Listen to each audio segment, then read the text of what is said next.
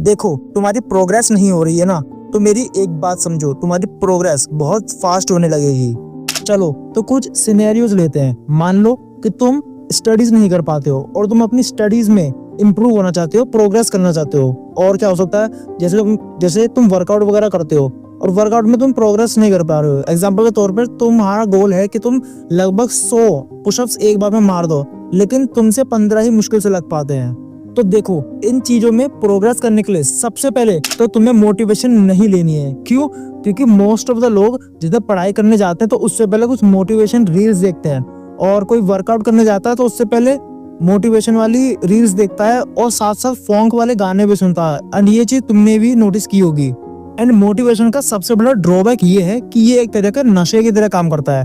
क्यों? क्योंकि तुम्हें हर चीज करने के लिए फिर मोटिवेशन की ही जरूरत पड़ती है। तो अब बात करते हैं प्रोग्रेस कैसे करें। तो प्रोग्रेस करने के लिए ना, तुम्हें मान लो कोई भी काम करना है तो उसके इतने छोटे टुकड़े बना दो, इतने छोटे छोटे टास्क बना दो उनको, तुम्हें लगे ये तो हलवा है, ये तो बच्चों वाली चीज है।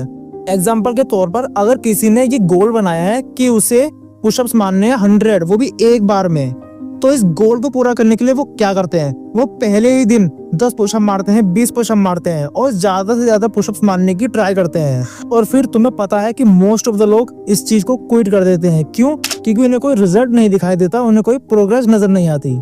अब देखो, अगर तुम्हें एक सेट में 100 पुशअप्स मारने हैं तो सबसे पहले तो अपने ईगो को साइड में कर दो कि मैं एक बार में 15 या 25 या 30 मार सकता हूँ। तुम्हें स्टार्ट करना है बिल्कुल छोटे से, मैक्सिमम तुम 1 या 2 करो।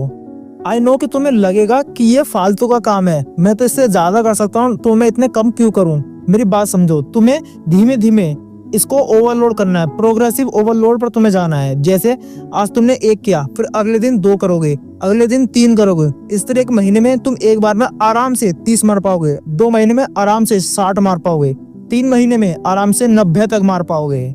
बस तुम्हें कंसिस्टेंटली करते जाना है। फिर एक समय बाद ऐसा टाइम आएगा कि तुम एक बार में 200-300 पुशअप तक आसानी से मार लोगे।